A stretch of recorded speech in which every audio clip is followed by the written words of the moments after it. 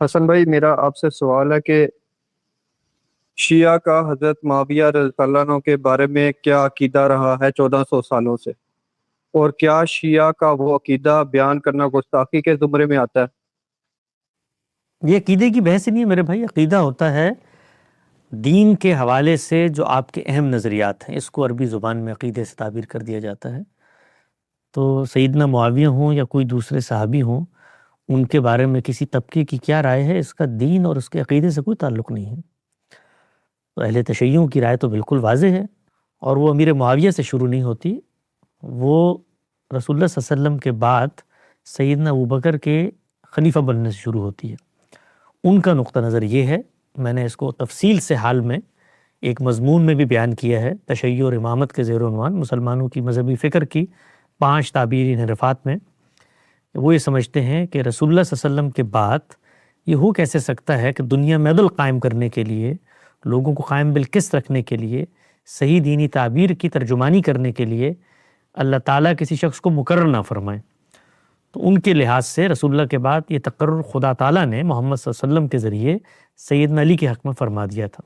اب جو لوگ اس تقرر کو نہیں مانتے، ان کے نقطہ نظر میں اگر آپ کھڑے ہوں تو وہ پھر وہی کچھ ہوں گے جیسے وہ کہتے ہیں ان کے نقطہ نظر کے مطابق.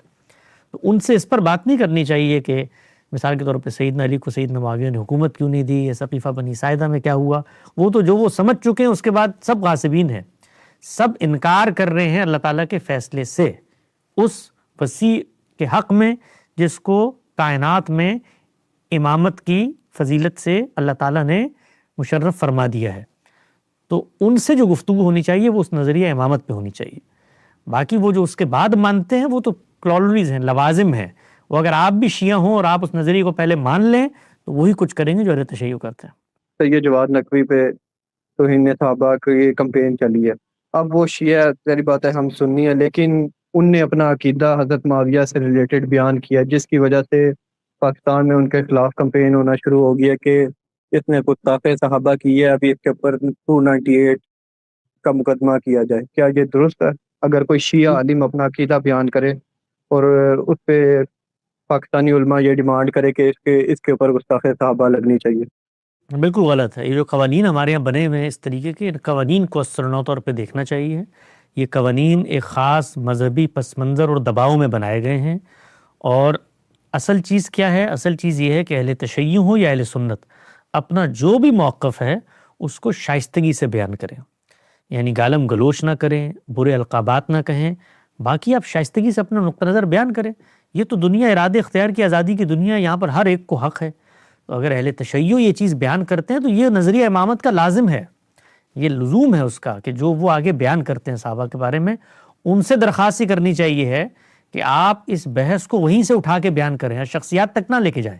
جب آپ شخصیت پہ براہ راست آئیں گے تو لوگ پھر اس طریقے سے جذبز ہوں گے. آپ اصول بتائیں کہ جی ہمارے نقطہ نظر کے مطابق رسول اللہ کے فیصلوں کو نہیں مانا صحابہ اکرام نے، اس لحاظ سے ہم یہ کہتے ہیں کہ ہم ان کو وہ درجہ اور حیثیت نہیں دیتے جو آپ اہل سنت دیتے. تو بات اس طرح سے کریں تو اس کے نتیجے میں اشتعال بھی پیدا نہیں ہوگا، اور جو سامنے والے لوگ ہیں وہ بھی اس کو سمجھیں، وہ بھی اس کو اپریشیٹ کریں کہ بھائی یہ ایک نقطہ نظر ہے جس کی کلولریز ہیں. تو میں اگر سیدنا امیر معاویہ کی عظمت ان کے دلوں میں اتارنا چاہتا ہوں، نہیں اتر سکتی نا، نہیں اتر سکتی. سیدنا ابوبکر کی نہیں اتر سکتی، اس لیے کہ وہ جس نظریہ امامت کو مانتے ہیں اصل میں ان صحابہ نے اس کو تسلیم نہیں کیا. تو ان کی جگہ پر اگر ہم ہوں گے تو ہم بھی یہ نظریہ اپنائیں گے. تو ان کی جگہ پر کھڑے ہو. باقی یہ قانون کے ذریعے اپنے لوگوں کی عزت کروانا یہ دنیا میں کہاں ہوتا ہے میرے بھائی؟ یہ کہاں ہوتا ہے؟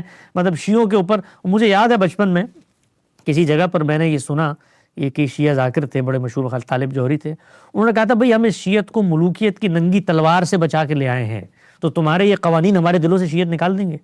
تو نہیں نکال سکتے، کچھ نہیں کر سکتے آپ. جو نظریہ ہے، نظریے کے طور پر دلوں میں راسخ. اچھا مثال کے طور پر وہ اعلان یہ نہ کرے تو شیعوں نے تو ایک پالیسی اپنائی اتنے لمبے عرصے اس پرسیکیوشن سے بچنے کے لیے، تقیہ کرنے کی، کہ بھئی ہم ظاہر میں وہ بات بیان نہیں کریں، تو اس سے کیا دلوں میں ہم نے ان کے لیے ناموس صحابہ پیدا کر دی؟ وہ کہیں پیدا نہیں ہوتی، وہ پیدا ہوتی ہے استدلال سے، آرگومنٹ سے. تو اہل تشیع سے صرف ایک موضوع پر گفتگو ہوگی اہل سنت کی، یا کوئی بھی دنیا میں کوئی بھی فریق ہو، نظریہ امامت دین کا حصہ ہے. تو جو کچھ اہل تشیع اس کی کلولریز بیان کر رہے ہیں وہ بیان ہوں گی، وہ پھر سب کو ماننی پڑیں گی. اور اگر وہ درست نہیں ہے تو نظریے پہ بات ہوگی، باقی کسی چیز پہ کوئی بات نہیں ہوگی۔ جی بہت خوب حسن بھائی، بہت شکریہ